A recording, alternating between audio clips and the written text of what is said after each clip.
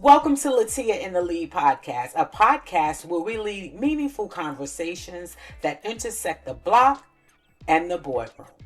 From pop culture to politics through ethical entrepreneurship, we are laying the groundwork for unity in our community.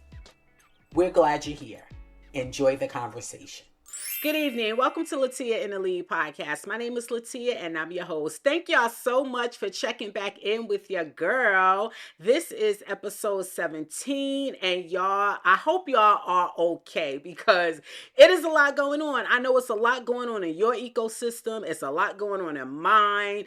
Never mind what's going on in the country, what's going on in the world. The community is upset. They're stripping us of our voting rights. They're mad with Cheyanne Bryant. We're on the verge of another outbreak. Like all the things are happening, but we're going to talk about it all. But first, y'all, is this shirt giving y'all what I plan for it to give y'all? I love this little shirt. It is too cute and I've been dying to wear it. Y'all don't know how hard it is to wear a black shirt every episode, but I am committed to the brand markers. I am committed to this thing. So y'all get black shirt, okay? Now that we got that out the way, y'all, without further ado, we have a lot of show to cover. So let's get into it. We're talking current events. There's been an outbreak on a cruise ship, y'all. Now, the people are saying, don't worry about it. It's really not going to affect us in any way. It is the hantavirus, and it's known to be spread through rodent feces and close human contact. Apparently, someone got aboard the cruise ship that was infected, and it affected a bunch of people on the cruise ship. That ship was in the middle of the sea for a while, and apparently, they knew this virus was rumbling up. Yet, the Trump administration cut funding for the Andes hantavirus, the exact strain of the virus that we have an outbreak in now. They cut funding for this virus last year. They fired the CDC cruise ship outbreak team, and now we have 16 Americans who are in Omaha, Nebraska at some quarantine facility needing to be held up because they need to be quarantined. One of them have already tested positive. Another one started showing symptoms, so they were rushed to a hospital in Atlanta. And I just pray that, they're saying that it's not another COVID-19 situation. But again, when we can't trust what they're telling us, we don't know what to believe. My suggestion is to mask up because we can't trust what we're hearing. We don't really know what's going on. It's being reported that it's low level, and because it's so low level, we don't have anything to worry about, but we don't know that. The problem with this is that we cannot trust anything coming out of the government. That's like literally the biggest concern. And we don't know what to believe. So my advice to you is to mask up, wash your hands, make sure the kids wash their hands when they come in the house. All of them, even the baby, everybody should be washing their hands. And I'm still a little skeptical in crowded places, so I tend to wear masks anyway when it's crowded. I think in light of this new virus, in light of the fact that we can't believe anything that the government is telling us, I think you should take every precaution and mask up. Moving right along. Now, obviously, by now, you know what they have done to the Voting Rights Act. And I am going to let this story marinate. I'm going to take some time with this story because it's complicated and there are a lot of levels. And so I'm going to take my time with this because it is important. It is important. I think that my take on this, though, is going to differ than that of a lot of other people. So when you think about democracy, right?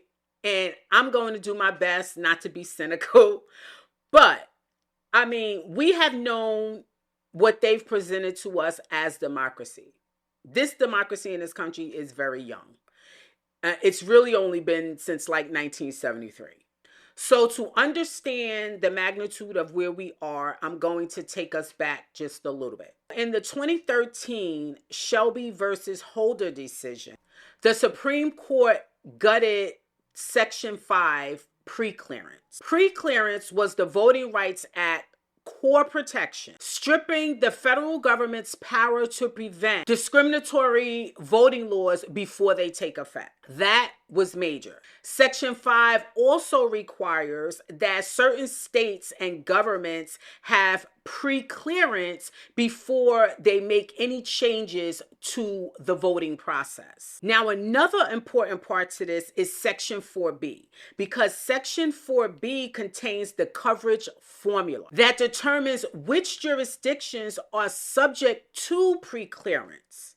And that is based on their histories of racial discrimination in voting. So this legislation, y'all, is considered the most effective civil rights laws ever enacted.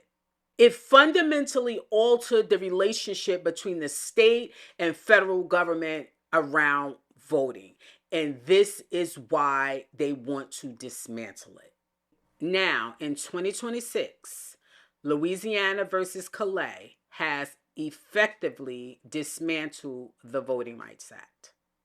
Majority Black districts can now be eliminated nationwide, as is what's happening in Tennessee. What this means is that essentially Congress is going to choose the representative for majority Black districts. By gerrymandering and redrawing the congressional maps, they get to sprinkle Black people in other communities where it's majority white, so that small population that gets put into another district, their vote doesn't matter. It's when their votes are consolidated in largely Black districts that they are able to elect a Black congressperson. This is no more.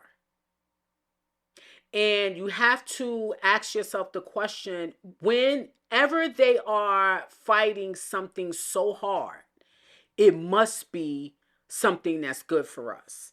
That is the only reason they go this hard. That's how you know when we should be doing a thing, is because of the effort they put to dismantle it. Justice John Roberts has literally been working on this last pillar of the Voting Rights Act for 50 years. And this move, in all honesty, was a layup for the Trump administration, because now they get to redraw the congressional maps in their favor. And the reason why they need to do that is because they're going to get slaughtered if they don't cheat in the midterm elections leading up to the presidential elections if they occur. I'll just leave that there. But that is the reason for this. They know that they are unpopular. They know that their numbers are polling lower than any president in history. They know that the American people are upset. Even those who did vote for him, people did not anticipate what we are experiencing. And so people are upset, and they are likely going to take it out at the ballot. And so they had to rig the system. They had to rig it. That's the only way that they're going to get any leverage. So what does this mean? What does this actually mean? Well, it has a couple of different meanings. Number one, majority Black districts are going to be eliminated and they're not going to have any representation. States are going to redraw the map in the favor of their political party. This essentially manufactures more Republican districts and dilutes Black districts. Secondly, it means that discriminatory maps can't be challenged in the same way. And this part is beyond me, because basically they can use race to redraw the maps because they're saying that they're being biased against white voters. But now it's illegal to use the same logic when it's disenfranchising Black voters. Make that make sense. But this is their system, their way, their rules. They change them all the time, at will, whenever they want. Thirdly, now Congress and not your community will choose your representative. Good luck with that. Good luck with that.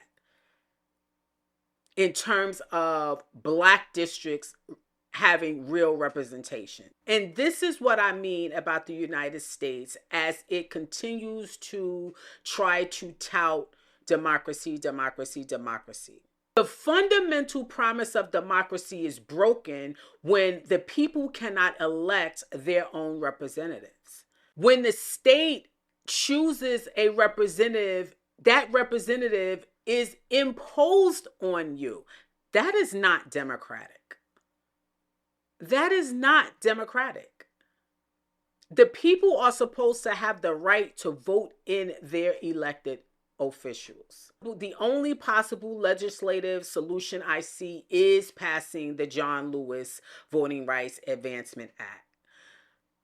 But how? As of right now, the Congressional Black Caucus has called for an immediate vote to restore federal congressional oversight over voting practices. For what it's worth. I mean, if they can even get a vote for it. But the key component in the John Lewis Voting Rights Advancement Act is the restoration of preclearance, right? Because the preclearance was really the meat of the Voting Rights Act. Restoring that federal oversight before the states just start changing all the laws is very important.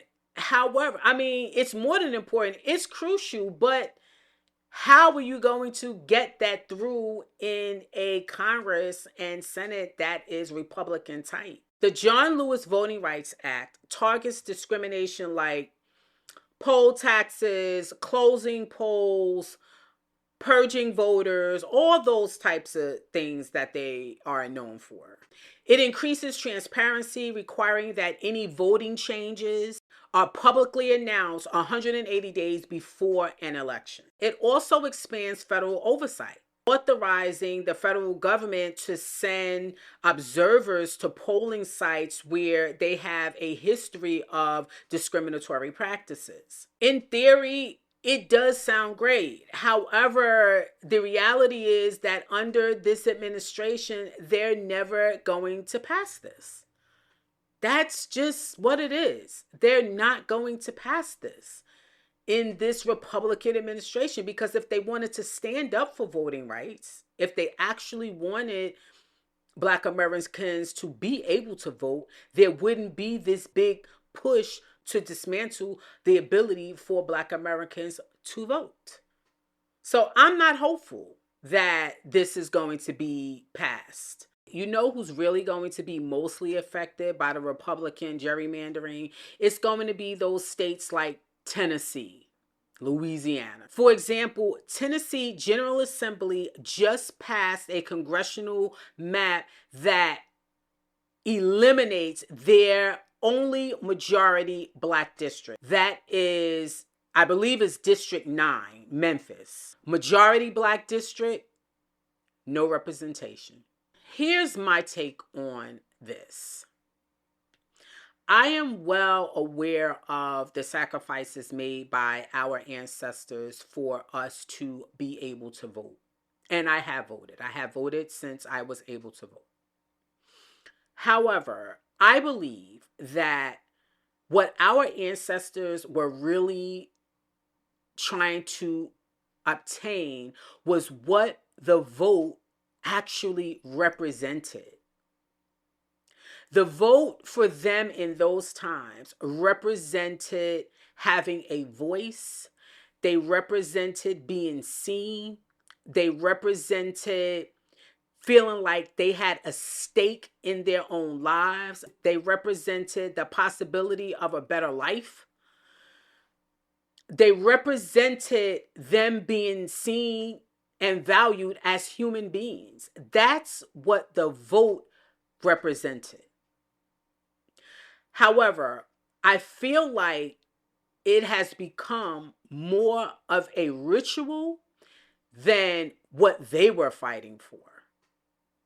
Now it's just something we do because we know that they sacrifice for us to be able to do it, so we do it. We do it blindly at this point. even though neither party is really serving us, even though actual progression is not happening under either party, yet the majority of Black people are diehard Democrats, even though Democrats have shown us election after election after election, and even more now, that they are going to do the bare minimum, if that. They're not going to do anything progressive, and both parties operate on the same premise. They both have corporate interests, and those corporate interests trump our personal needs. And despite the fact that they let us down all the time, we line up in droves to vote for them. And that is the ritual of voting, as opposed to voting for change. Now, I'm never going to be the one to tell you not to vote. What I'm going to say is, I think that the votes are most important in the local elections. What's going on in your local community? If you're going to cast a vote, make sure that you are getting something for it. And I think the only way for us to do that, the only way that we are to hold people accountable, especially in this two-party system, is for us to create some sort of block vote to represent the Black vote. That's what I think. I know we're far from it, but in order for us to really try to work our way to some type of political power, we're going to have to come together at some point. And I think that having demands for your vote, I think that's smart, because I don't think that they should just get to come around to our communities and make a bunch of promises. We give them our vote and then we don't hear from them again. I don't think they should just say, oh, we're going to forgive all student loans, and then you leave office without doing that. I don't think they should be able to do that. As Black people, we need to reevaluate our relationship with this two-party system. We do. And we need to, as a collective, start seeking alternatives. And I don't mean necessarily alternative political power. I mean alternative systems to this current power structure. Our ancestors did it. They operated when they operated a system of care when they had no governmental support. They did it. They did it. They had parallel systems within this system. They did it. And we need to figure it out. Now, just to demonstrate the targeted visceral attack on Black existence, let's continue. So Trump is getting sued for removing 75% of Black workers across federal agencies. Alvin Brown, a Democratic member of the National Transportation and Safety Board, alleges that his termination was racially motivated. You think? Alvin Brown comes with some credentials. He was the first Black mayor of Florida from 2011 to 2015. He was appointed by Biden, and he is supposed to be in term through 2026. His lawsuit alleges that there has been a pattern of the Trump administration just firing Black people, right, and replacing them with lower qualified white people. Obviously, these actions constitute racial discrimination and are in violation of the Fifth Amendment. However, when you look at the process by which this case has to take up, once it gets to the Supreme Court, if it goes that far, that court is owned by Donald Trump. This is where, I just go back to community, because they have rigged this system up. He did it. He did a good job rigging up this system. He did. He did a good job of rigging up this system and putting all his people in to move how he want to move. It's going to be extremely hard to do anything outside of this Republican stronghold. Keep in mind, Trump fired 300,000 black women back in January. Black women lost their jobs. Nobody lost more jobs than black women. And to think how hard we worked to get those jobs, because I'm a Generation Xer, and in my generation, it was like, if you could get you needed to, number one, go to college, and number two, get you a federal job. If you could complete college and get you a federal job, you essentially stapled yourself in the middle class. And to have people have literally had that be their trajectory, and they work hard to get those positions and get fired like that, was disheartening. I feel for those sisters having to figure that thing out again after being in the workforce for 15, 20 years, some of them on their way to retiring. So, I mean, we wish this brother luck with his case, but I'm just not hopeful. I'm not hopeful in anything that has to do with this administration doing the right thing. If whatever it is requires these people to actually be decent, be human, be fair, to me, it's a lost cause. They're just not that. So, moving right along, well, in my neck of the woods, there is a data center going up 2 towns over from me that I'm just hearing about, because I absolutely would have been at the city council meeting like hell to the no. But apparently this was a slow creep, because apparently a tech company bought this land back in 2025. It had already closed. They had one public hearing that was a couple of weeks ago, and nobody knew about it. These data centers are going up all over, and despite those communities that's been able to stop the data centers, y'all, they're going up. The data centers are imperative to this feudalistic system that we are now in. They need the data centers. And so, although there were people picketing in Kenilworth with regards to this data center, they basically said, "Oh, we hear y'all, but this deal was done last year." So I don't know, I don't know any more about that per se. I started this podcast by telling y'all that I was on an evolution, and I'm still on that evolution, but that evolution, some things are becoming absolutely crystal clear for me. The world is changing. The West is losing power. The global South is gaining power. AI is taking over, specifically designed to replace humans. BRICS is developing an alternate payment system. American dollar isn't that girl anymore. So, in the words of Malcolm, and this country's tyranny is coming home to roost. We are living in our civil rights moment.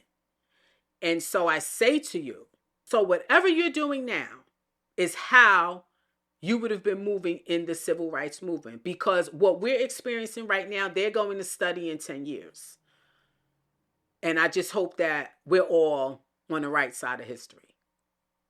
Can we move on, y'all? That's what's happening in the world. But my favorite part of the show, we're talking culture. Okay, y'all, the community is mad at your girl, Cheyanne Bryant. Why y'all mad? Tell me. I need to understand why y'all are mad at this woman, because y'all are upset. So is it that her credentials can't be verified? What is it exactly? Because from my assessment, y'all made her. Cheyanne Bryant is an influencer. And y'all actually made that a job. And she is moving in her influencer role. So why y'all mad at her? Because she took the role of influencer with all the cultural capital that social media provided her, and she is now moving in spaces and giving talks and having opinions and presenting herself as a doctor, giving people advice on their lives. But this is the kind of thing that social media embraces. All of the fake stuff. All of the it looks like this but is that. People like me come along who are credentialed, who are experienced, who are successful. I have a master's degree. I've been teaching women entrepreneurs for over 10 years. And we have a hard time getting 1,000 followers because we're authentic to who we are. And we're not jumping out there trying to be somebody we're not for you to like us, to gain popularity. We're coming with truth. We're coming with evidence. We're coming with information that is fact findable. We're coming with knowledge. If you're me, you're coming with that swag. You're bringing all of it. But you all gravitate to what's not real. So y'all created a monster. Why y'all mad at her? Y'all created her. Y'all created her. Now, I don't know that sister. I'm not trying to say that she didn't go to school where she says she went to school. My universal take on college degrees and higher education, I am old school, and I will be the first to tell you, I don't look at the degrees the same. If you got your degree online, I don't look at it the same. I'm sorry. Because when I was getting my master's degree, my field study was in Jersey City. I had to take classes in New Brunswick. I had to take classes in Newark, and all of that was in the same week. Trying to find parking, lining up my babysitters, doing all of that to get the class on time, getting across campus, turning in those papers, doing all of those things, presentations, like that is the college experience. I hold those degrees to a much higher standard than your little online degree. I'm sorry. That's just me. There's a hustle and a grind that comes with having to maneuver that college life, especially when you are a mother, if you are in a relationship, if you are working and trying to do all of that at the same time. That is a different kind of grind. So I was already looking at her doctoral degree like, so from where, who? Because everybody now has a DR in front of their names. Because you can go to online this, online that, take a couple of credits, and they give you a DR. I don't look at it the same. So whether she is officially credentialed, whether she has a license, I don't think any of that matters, really, because in my perspective, she's a influencer. And you all have determined that an influencer just needs to be popular. And you all decide who gets popular. So why y'all mad at her? Because she taking her 15. And she on all the stages. And then she has an aesthetic. So she's getting the look. She's getting the drop. She's getting the interview. She is articulate. She has all the things. She has the bells and whistles. So why y'all mad at her? I guess an argument can be made for presenting yourself a certain way. Because if you're not a doctor, if you know you don't have a PhD, or if your degree can't be verified, if the school no longer exists, if those credits can't be transferred, if you don't have no, if there's no evidence of a graduation, a degree, no nothing, and your academics can't be verified, I mean, yeah, that's manipulating people in a way that I can see why people would be upset with that. But I'm not mad at all. Y'all make a lot of them. So It is what it is. Moving right along. So, y'all, last weekend I went to the We Them Ones comedy tour in Atlantic City. It was Carlos and basically his gang, and Mike Epps was headlining. I don't know, but I didn't find it all that funny. The lack of creativity in the joke writing for me, for everyone that was a part of that lineup, was laughable. They all told the same type of jokes. Dick sucking jokes. That's all you heard. Dick sucking jokes. Like everybody's set was dick sucking jokes. Like no creativity. Nobody spoke to the times. Nobody spoke to anything real, even in a comedic way. Mike Epps told jokes that I've heard before, so he washing and rinsing. It was just, I mean, you can go and see for yourself, but I feel like what the comedians are supposed to be doing, and y'all hear me say this all the time, not only the comedians, the artists, period, are supposed to be speaking to these times that we're in. And they're just not doing that. Now, I haven't watched the Kevin Hart roast yet. I will watch that over this weekend. I haven't watched that yet. I'm definitely going to watch that. And in the next pod, I will definitely be talking about that. But this We Them Ones tour, y'all, it wasn't them ones. They were not them ones. Not that set. Not that set. I mean, I chuckle here and there, but it was just the lack of creativity.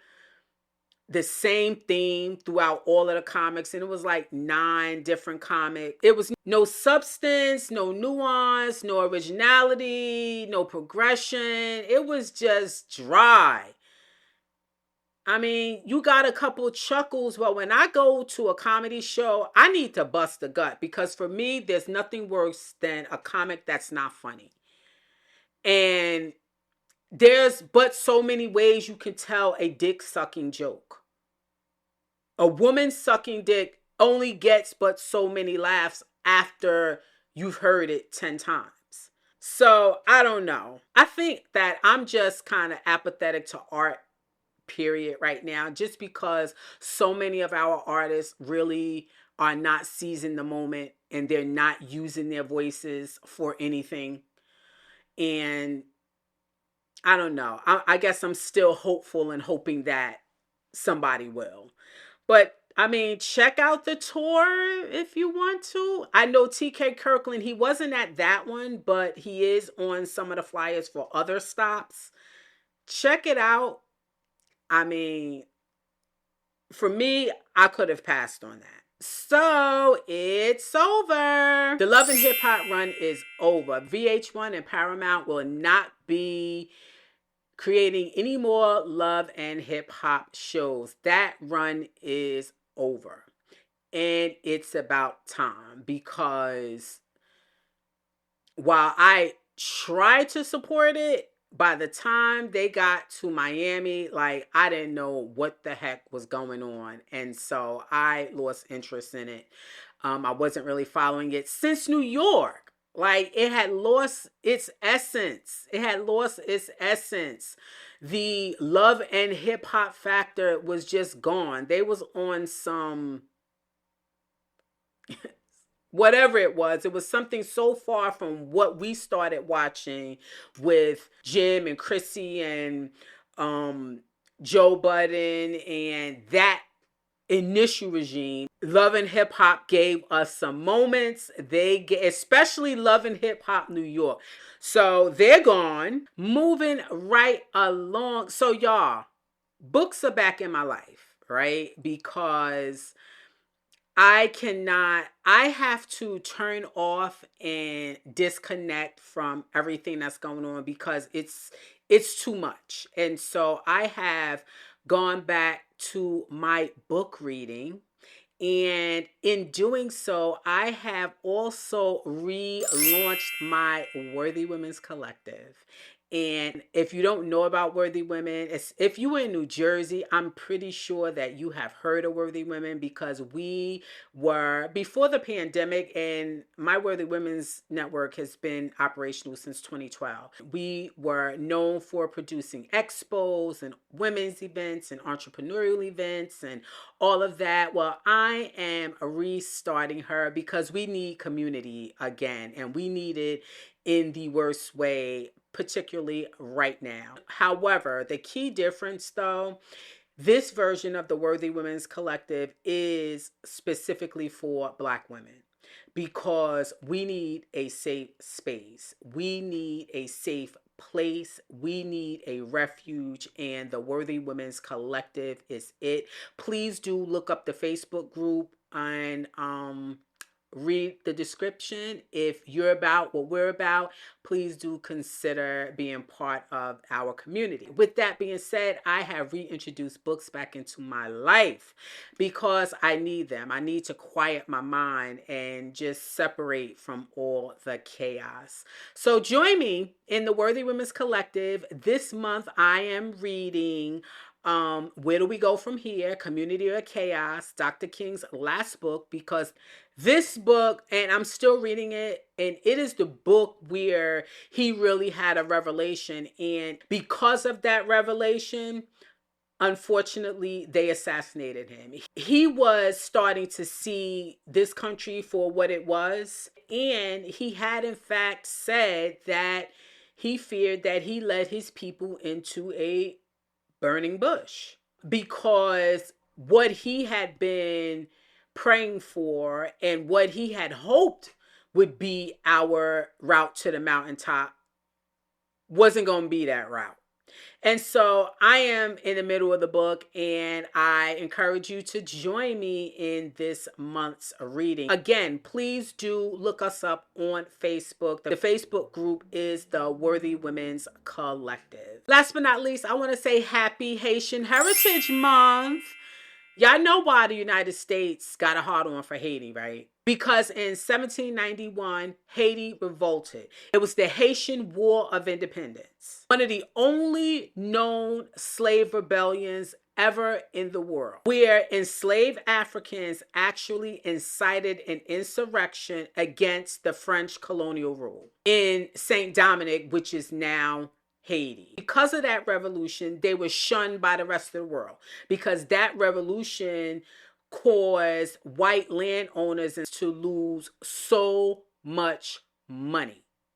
And Haiti is still paying for that right now, because guess what? In retaliation and in recognition of their sovereignty, France made Haiti pay reparations. And that's why Haiti is an impoverished country, because they have a forever debt. Between 2009 and 2010, the United States of America forgave Haiti its debt. So they don't owe the United States of America, but they're still paying France to this day. And they have been paying France since 1825. So don't believe the lies you're being told about Haiti. Haiti was the only ones to say, yeah, go get somebody else to do it. And for that, Happy Haitian Revolution Month. Along, y'all, we're talking ethical entrepreneurship and anti-capitalism. Let's go. Just a reminder for those of you who are here for the first time, these mini trainings that I do in this segment are parts of larger trainings that I do in my Worthy Women's Entrepreneurial Seminar series. So if you want to experience a full training, do look that up at misslatia.com. For today, I'm going to give you 4 steps to move any entrepreneur from point A to point B, no matter where you are in the process. Are you ready? Let's go. Step 1, get used to being uncomfortable.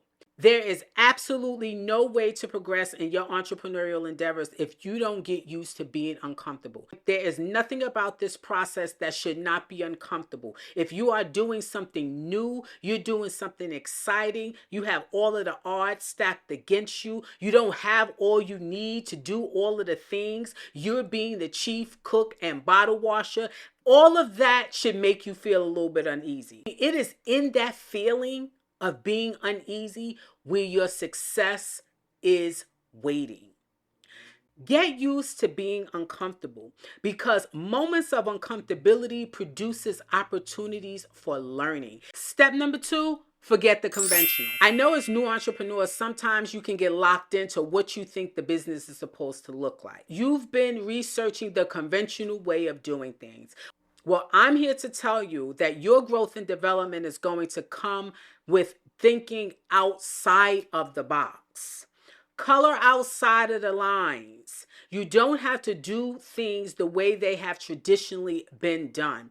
We are living in different times. You have different resources. You have things available to you that even when I started my business in 2010, I didn't have available to me. You have different ways of going about doing things, and you have more information than we've ever had. So think about doing things the unconventional way.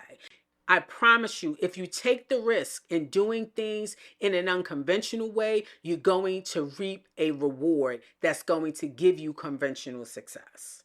Step number 3, forge an unlikely partnership. When you look at your business in totality and you've looked at all the different ways that your business can operate, can perform a service, can sell a product, what are some unlikely partnerships that you haven't thought out? Those unlikely partnerships, those are the partnerships that require a little more creativity and a little more out of the box thinking. But they also open your products and services to an audience that you never even thought about.